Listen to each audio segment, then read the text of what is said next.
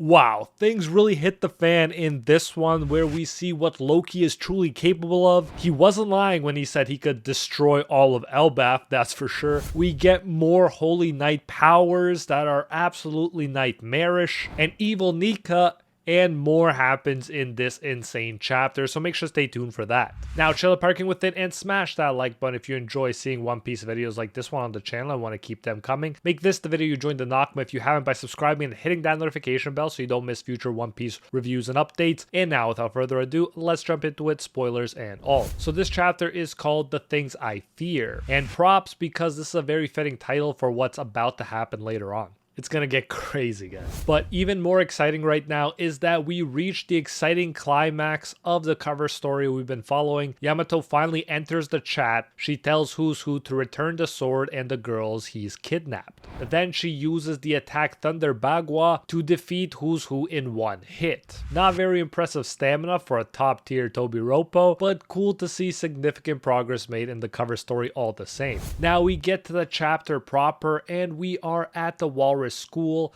where suddenly a giant snake called Jormungandr appears and chases children. As we know, the Holy Knights are after the giant children because we all know we needed even more reasons to hate the celestial dragons. The real Jormungandr is definitely the stuff of nightmares, an unfathomably large and monstrous sea serpent. This one is clearly not the real McCoy, but it makes me wonder if, like we got fake NIKAs when this arc started, if we'll see some fake myths but then get the real terrifying things at some point. All these crazy myths could well be revealed to be devil fruit powers at some point. Anyways, it looks like the snake is actually going to eat one of the children when an adult giant appears and hits the snake on the head with his giant hammer. The giant says, "Step out of the way, children." Then we get an amazing double page where Saul gets to shine. He appears at the top of a branch and hits the snake as well with a powerful hockey punch that smashes it into the ground. Man, glad to see Saul getting his epic moment here.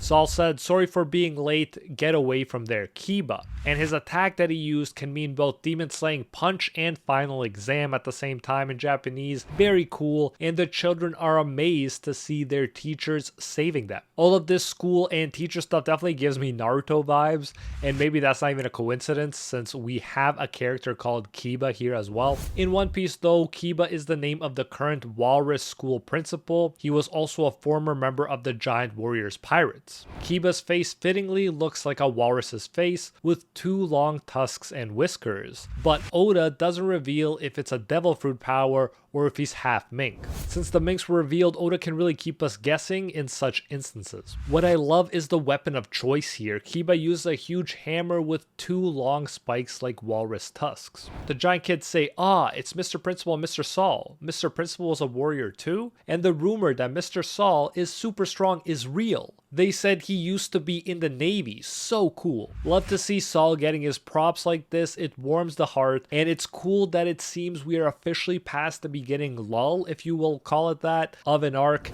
and we are pretty much entering another big battle with the giants, with all the hype, with the Holy Knights, and as we'll later on see, with even Loki becoming a participant. Kiba can't hide his age, and after the fighting, he says, "Ah, my back, thanks for the help, Saul." Saul answers back, "Don't mention it, but what exactly is this snake?" Robin and Chopper appear. They were hilariously enough hidden in Saul's beard. Robin says, "Saul, there are monsters like this in the Sun World too?" But Saul answers, "There should just be normal wild animals here." Chopper responds, "It's huge." The weird incidents continue to happen all over the school. A teacher called Wolf is found injured and kids are suddenly falling asleep. It all definitely feels like a kind of nightmare. Saul asks the saved children where the others are, saying, "Where did Ylva and the other kids go?" He's told by giant children, "There, they're heading to the beach." Teach, "It was so weird. Everyone is asleep and they don't respond to anything we say," end quote. Obviously, we the readers know that this is the work of the Holy Knights or the God's Knights, whatever you prefer, who have already told us they need to bring the giant kids back by boat.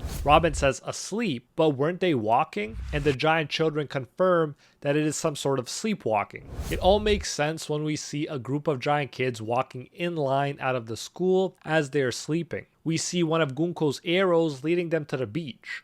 Another interesting use of her own arrow powers. Saul tells them to come back and wonders where they are going. Suddenly, some massive shadows appear in the forest. It turns out we got even more monsters, so Principal Kiba decides to take emergency measures. He says blow the horn, let the whole country know, and evacuate the whole school immediately. Now that was all very interesting.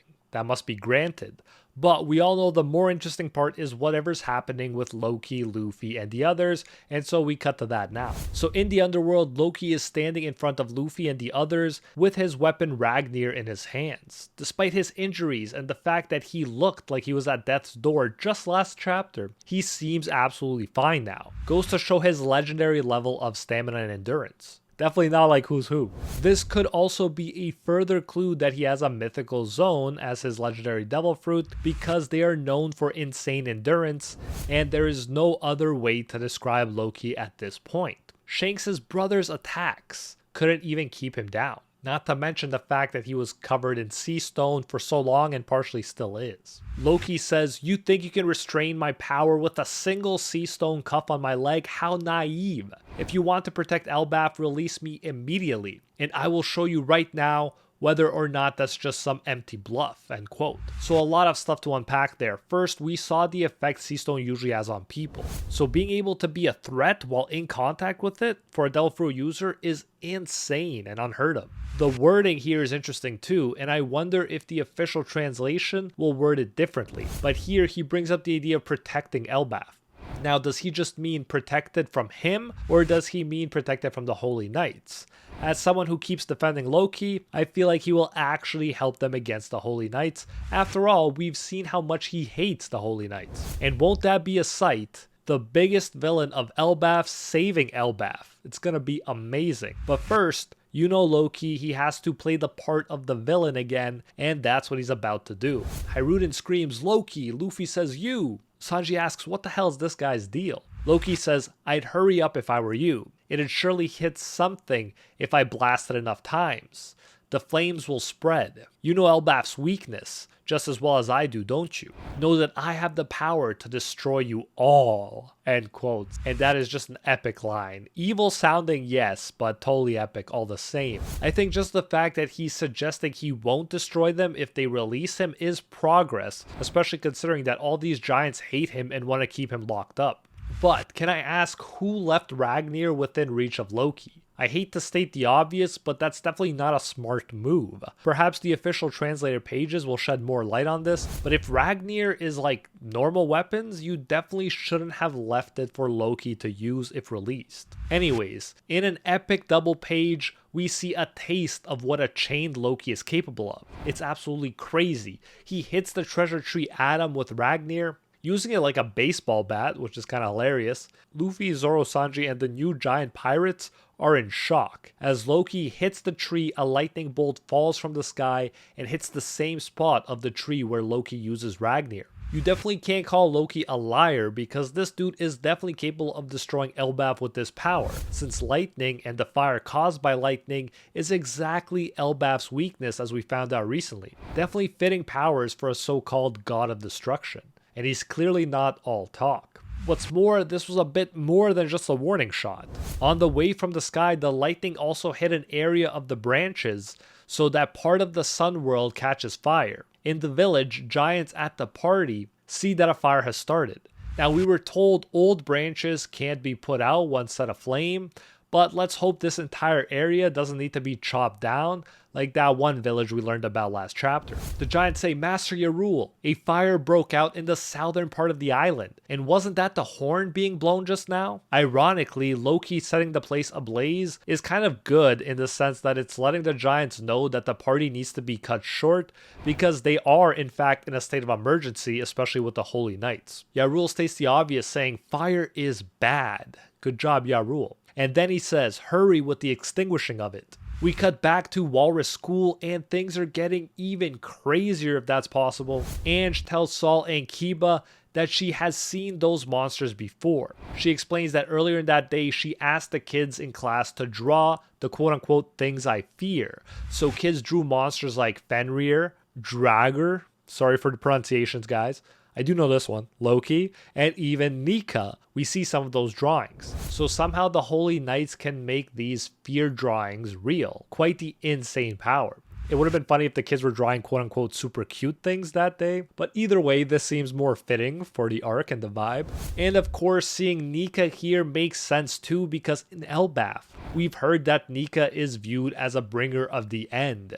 So of course, that can be interpreted as a scary thing, the end of the world, the apocalypse. Ange says this is a world straight out of the children's worst fears. In an epic double page, we see the walrus school surrounded by an army of giant monsters that look like kids' drawings. Saul, Ange, and Kiba watch the monsters approaching the school through a forest. The monsters are colossal, and each one has a different style since they were drawn by different children. I thought Oda was getting especially creative with Elbaf here, but things are getting even more crazy right now. We see a huge dragon, a bear with a helmet, a giant bird, a frightening thundercloud, and a ghost. We also see a giant skeleton soldier, a giant wolf, which is Fenrir, a furious giant Loki, and an evil warrior who looks like NIKA's picture that appears in the Harley book. Suddenly, those monsters on the picture of the old Great War that were supposed to be children's drawings seem all too real. Like at this rate, those monsters may have actually looked like the childish depictions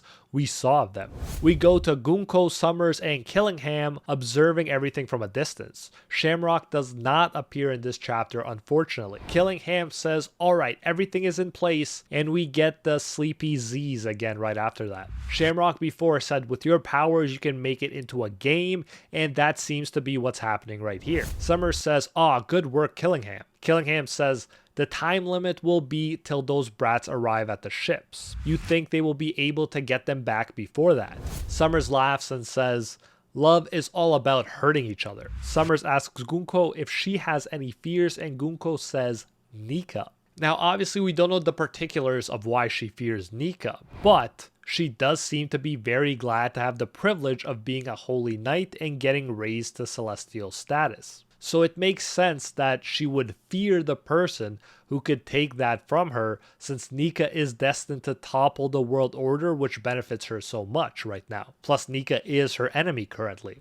But let me know your thoughts. Do you think there's another reason Gunko fears NIKA in particular above all others? Is there a tie-in there with Emu? But if you enjoyed this video, you won't want to miss this one on screen right now that YouTube says you'll love. Like and subscribe for more, and I'll see you in the next video.